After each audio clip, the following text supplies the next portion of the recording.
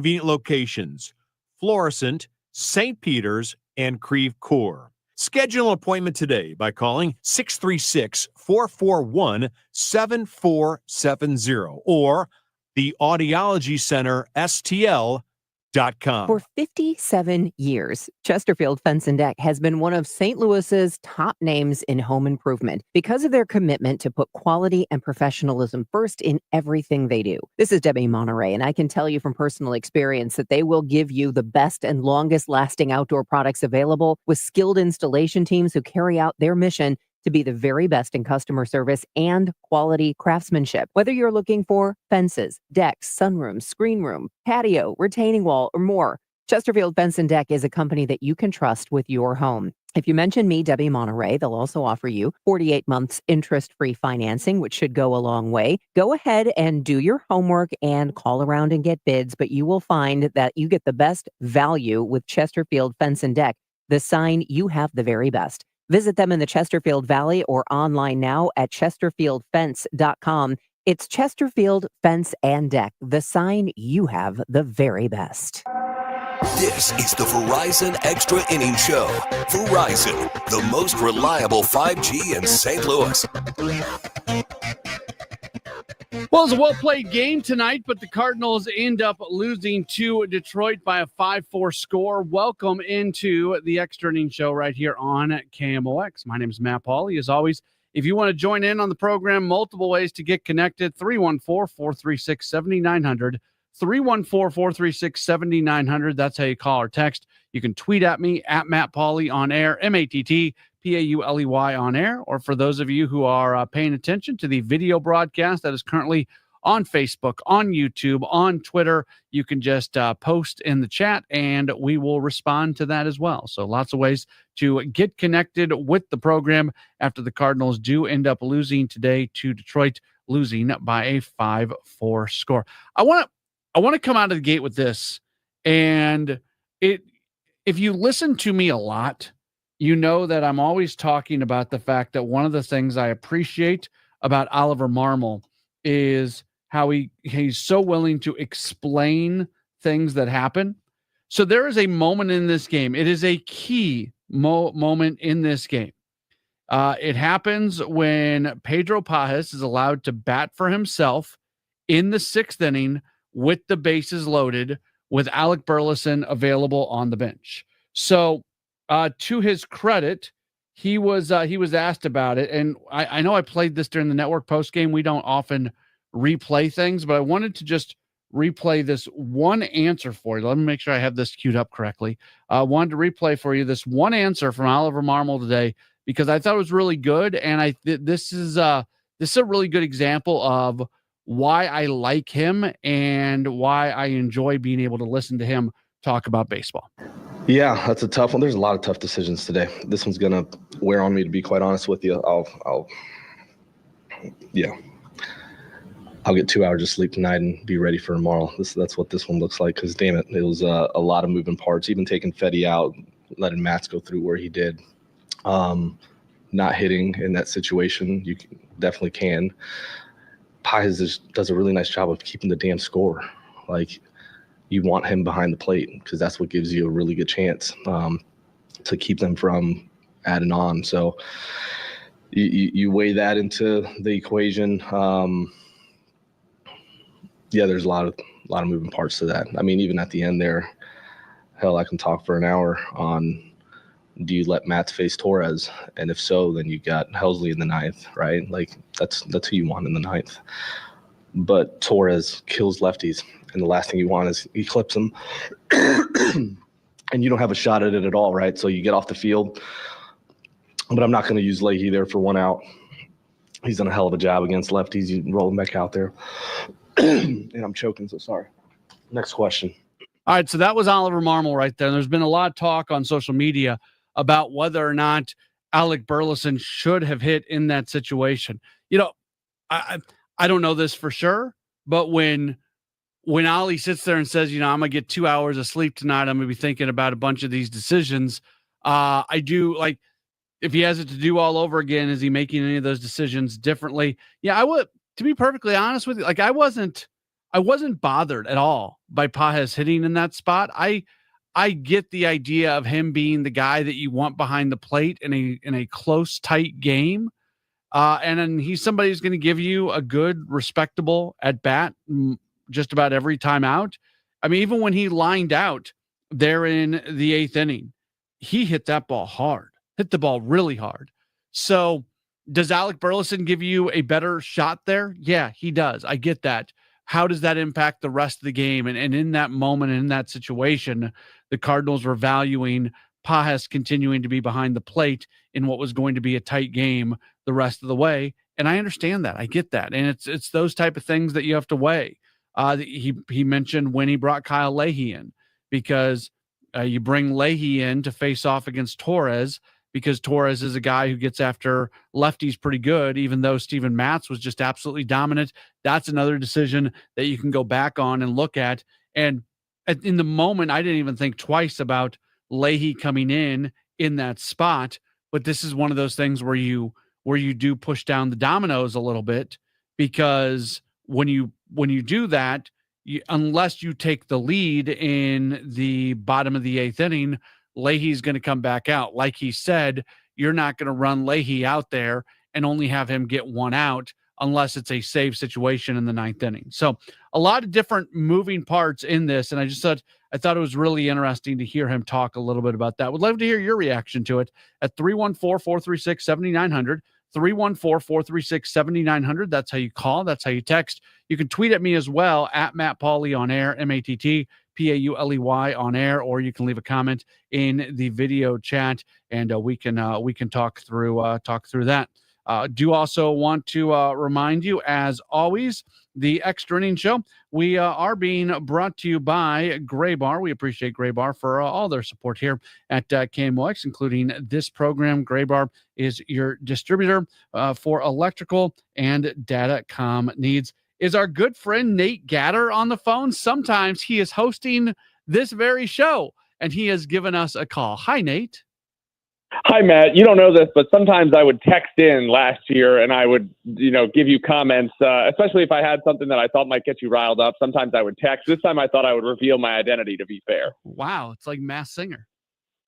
Yeah. I just like to have fun, and hear what you've got to say about stuff. In this case, first of all, I have two questions. Number one, do you think that this game, falling behind 4-0 against, maybe the best starting pitcher in baseball, certainly one of them, and battling back the way they did, is emblematic of a kind of resilience that might not have been there before this run over the last few weeks, and the level of belief that is in that clubhouse now to battle back in a game like this?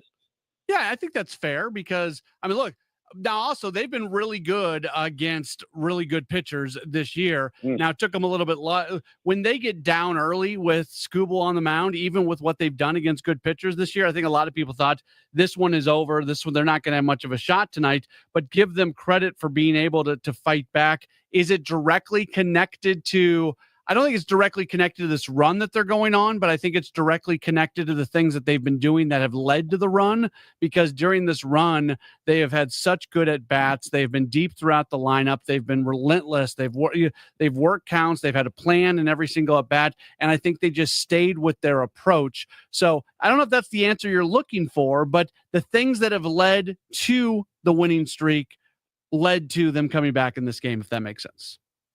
No, I think that makes perfect sense. The other thing, I just wanted to get your kind of you're so plugged in. I don't know that it's your insider information, but necessarily as much as it is just kind of your plugged in nature and knowing what's going on around the team, because I totally understand. I agree with you. It's great to hear Ollie's comments and how forthright he is about all the thought that he puts into everything.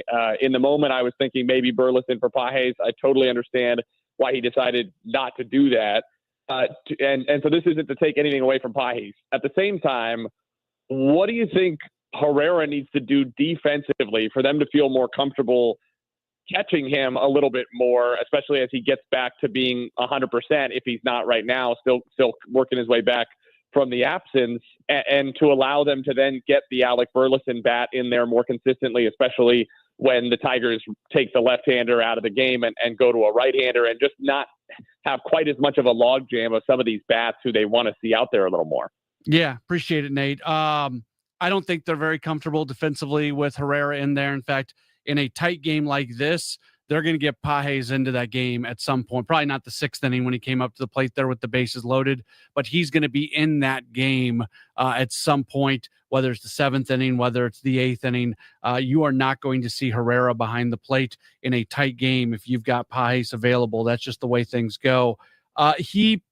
To Herrera's credit, man, he worked so hard in the offseason trying to get better in terms of his throwing on to get base runners, and it just hasn't been as good as you would want it to be. So I don't know if there's Nate, I don't know if there's anything he can do right away, because going and changing your ability to throw out base runners in the middle of the season, even when you put in so much work in the offseason, I don't think Herrera's long-term future is behind the plate. They're going to still give him a start a day or two a week, I think, moving forward. If at some point they need that third catcher spot for somebody else, then it's a different consideration.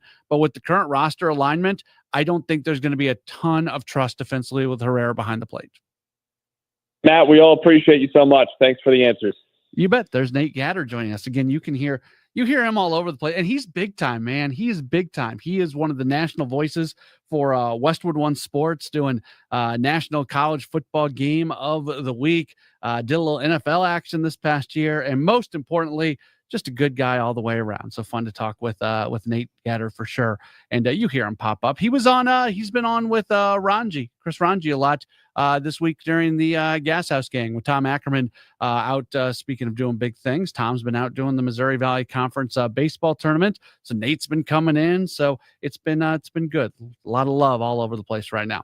Cardinals fall short against Detroit 5-4. If you want to join in on the program, you can do so by calling or texting 314-436-7900. 314-436-7900. That's how you call. That's how you text. You can tweet at me at Matt Pauley on air. You can also leave a video comment for those of you who are watching the program. We're back with more in just a moment. It's the Extra Innings Show here on KMOX. You are a successful electrical contractor, but you plus a dedicated team supporting your project from day one? That's taking your productivity to the next level. And Graybar can help you get there. Your relationships plus our relationships. Your capabilities plus our job site services. Your challenges plus our technical specialists. You alone can get the job done, but you plus Graybar, that's smart business. Yep, Graybar does that. When you own a business, you know there's no shortage of bold moments. At VOS, we're here to help you meet those moments in stride. Whether it's reducing your exposure to check fraud, setting up direct deposit, or helping make credit card processing seamless, VOS is here for you, your employees, and your customers. Are you ready for a better banking experience? Then make the bold move and switch to VOS today. Visit bankwithvos.com. Member FDIC. There's a big red barn where you say green. Norm's Bargain Barn. On discount windows, doors, and things. Norm's Bargain Barn. Hi, I'm Norm Wilkie. Come see my new selection of Amish cabinetry made by my good Amish friends at Countrywood Products. We now stock 5 styles of cabinetry for you to choose from. When you need to save on discount windows, doors, and cabinetry, come to Norm's Bargain Barn. With locations in Shiloh and Fenton at the bottom of Gravois Bluffs. Visit normsbargainbarn.com. That's normsbargainbarn.com. Hey, facility managers. At Graybar, we're not just one of the largest distributors of electrical and datacom parts in North America. We're your connection to help make your buildings smarter. We work with best-in-class manufacturers to supply products for wireless, security, renewable energy, lighting, and critical power solutions. And we have a network of integrators nationwide that can help make it work all together. So, the next time you're thinking about making your building smarter, think Graybar, and we'll help you get connected. Visit graybar.com/connected buildings to learn more. Now, back to the Verizon Extra Innings Show. We are back here on KMOX after the Cardinals end up losing today to Detroit. Again, 5-4, the final score. We roll on. If you want to join us, multiple ways for you to get connected with the program. You can call or text. We got to get to the text messages that have come in. 314-436-7900, 314-436-7900. That's how you call. That's how you text. You should have both of those. You should have that single phone number inside of your phone saved. That way you can call or text whenever you wish. You can also tweet at me at Matt Pauley on air, or you can leave a message in the video chat as well, and we will get to that. For those of you who are watching the show, on our various social media channels would be the better way to say that. Facebook, Twitter, YouTube, KMOX Sports, my Twitter, all over the place. You can see it. All right, text message from the 573 saying that it should have been Helsley in the 9th inning. What Oliver Marmol's contention is that basically he's not going to waste Kyle Leahy getting only one out when it's a tie game and go to Helsley in the 9th. Now, he also basically said that if Matz would have faced off against Torres, then they could have used Helsley in the 9th inning. So I guess this is where I get frustrated sometimes with text message that come in because there's not a lot of context to it. If I was having a phone conversation with the text messenger from the 573, my question would have been, so do you want Helsley in the 9th by way of Leahy only going and giving you one out? Or do you want Helsley in the 9th by way of allowing Matz to stay in and try to get another out? Because if you do let Matt stay in there, and that's something that Ali talked about in that clip that I played for you earlier, which I think that's the money quote from this whole thing. If you're just joining us, I would encourage you to maybe go back and listen to the archive of the program or head to social media and take a look at listen to what I'm talking about, because Ali went through his thought process on everything that he's doing, and what bothered him was Torres against lefties. So Torres's numbers against lefties, and that's what he was trying to avoid. Torres is a 366 hitter with 3 home runs and an 1100 OPS. So that's real. That's really real against lefties. So you have a few options there. The option they went with, go to Kyle Leahy. You could just have faith in Steven Matz that he can go get the lefty. And even if he doesn't get the lefty, you have enough confidence that he's not going to give up a home run there with some lefty bats coming up after him. And we would see how Detroit would have maybe used their bench in that situation. That plays into the equation as well. You could have walked Torres in that situation.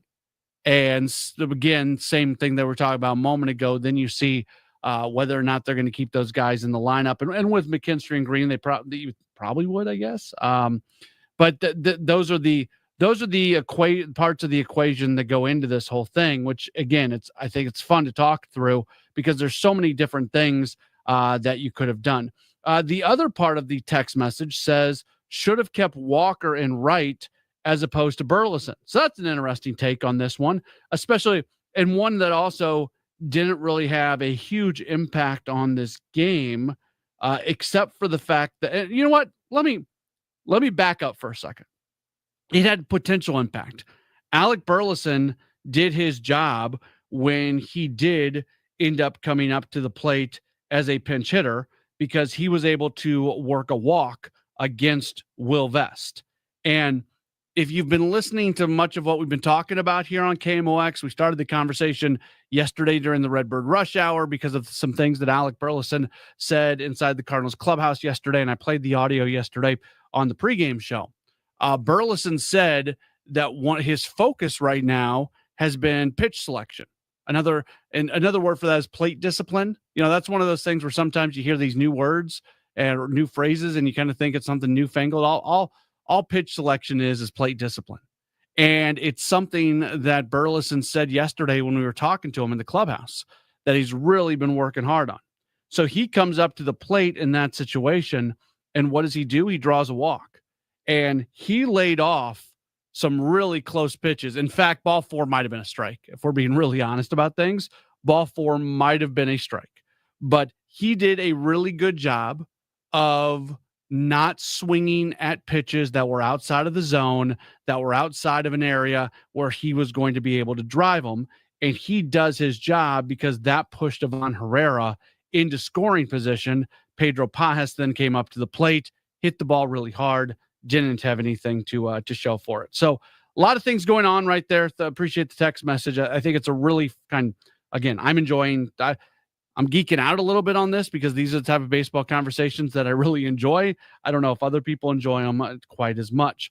Another text message from a different number from 573 says, tough loss, but I like how they battled back 4-0. Said, why wasn't Helsley used in a tie ball game in the top of the 9th inning? Again, that was something that Ali explained. He didn't want to use Kyle Leahy for just one out. If you're going to bring Leahy into the game, you're going to want to get more than one out of him. That's just, he's a guy who's been really, really good for this team. And you don't want the pitches on his arm this day, which then will impact him in future days. You want to get a kind of more bang for your buck, I guess, for lack of a better term. So I totally get that. And then that goes back into the consideration of, if you would have let Matt stay in the game and not gone to Leahy, you go to Helsley. But once you go to Leahy to get that one out, you stay away from Helsley. And the other side of that is, and I know you don't lose a game in the 9th inning because you're trying to set things up for the 10th. Like, that's not what I'm saying here. But with the game tied in that spot, the last thing you'd want is to use Leahy and just get one out of him, and then go to Helsley for the 9th, it'd still be tied, and go to the 10th. And all of a sudden, well, you're looking back at the usage, and you've already used Leahy, and you're just kind of in a tough spot. So it all kind of goes into it. Again, I'm not saying that the most, I don't like it when managers manage games to try to get to the 10th when you have to get through the 9th first. And that's not what I'm saying was going on there. But in the grand scheme of things, the last thing they wanted to do was to use Leahy for just one out. I also think there's something to the idea of, I'd have to do some more research on. I don't even know how I would do research on this, to be perfectly honest with you. But I just anecdotally, watching baseball, the way I've watched it through most of my life, it does feel like there are times when a relief pitcher is standing in the dugout and they're going to go back out if A happens. They're not going to go back out if B happens. So that's the situation today. If the Cardinals do take the lead, then obviously you're going to Helsley there in the 9th, or in the top of the 9th inning.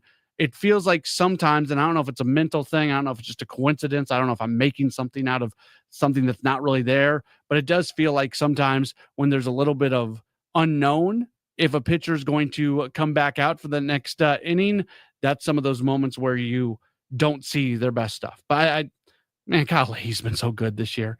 I would trust Kyle Leahy with just about anything right now. Nolan Arenado had himself a nice game. He hit a home run. It was really good to see that from him. Let's listen in as he spoke to the media just a few moments ago.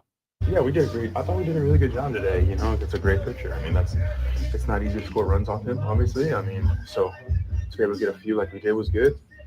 We just couldn't really get that one extra run, and they had some time of getting there in the 9th. But the shortstop made that play on Walker. That kind of was a huge play. Keeping Herrera from scoring there. That was huge. So it's good that they played his beat us.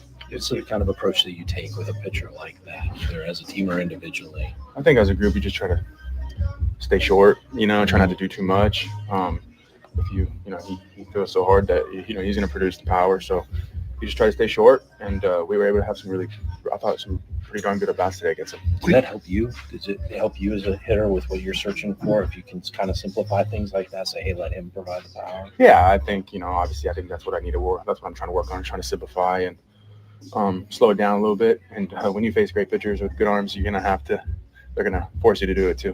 What do you make of the approach that you guys have collectively had against some of the top arms in the game this year? It's been a trend that really dates back to the beginning of the season. Yeah, I mean, I just think, we're not, we're just not making a big deal about who we're facing. We're just, there's so many great arms in this game, and we know that he's the one top, 1% of them. And we just know that it could be anybody's night. So we just have confidence in who we are. That's Nolan Arenado speaking to the media just a few moments ago. Jason's in a message on the video stream. He's watching on YouTube, asking about the Kyle Leahy thing. Does a relief pitcher have to pitch 3 batters before getting relieved? if you get the final out of an inning, you don't have to come back out for the next. So if you only get 1 or 2 outs, but you get the final out, that is, you have to get at least 3 in a single inning, but that rule goes away if you finish off the inning. So if you just come in to get 1 out, the final out, you don't have to come back in at that point. Kind of the funny thing about that rule, though, is if you get the final out of an inning and then you come back in for the next inning, you have to get 2. So then it starts again. You can't just, it doesn't like lock you in to you can come out at any point because you got a final out the last inning. If you come back out, you have to get 2 more to get to 3. But if you do get that final out of the inning, you do not have to return. So Jay, appreciate you coming in with that question. What's on Deck is presented by Chesterfield Fence and Deck. The sign you have the very best, chesterfieldfence.com. Cardinals, Tigers, they are going to wrap up this 3-game series coming up tomorrow afternoon here at Busch Stadium. Andre Palante is going to make the start. He is 4-2 with a 4.11 ERA. It's going to be an early afternoon of baseball coming up tomorrow as we are going to have a pregame that's going to get underway in the morning time. A first pitch tomorrow is scheduled for 12:15. That means 11:20 is our start time. And again, the Extra Innings Show has been presented by Graybar.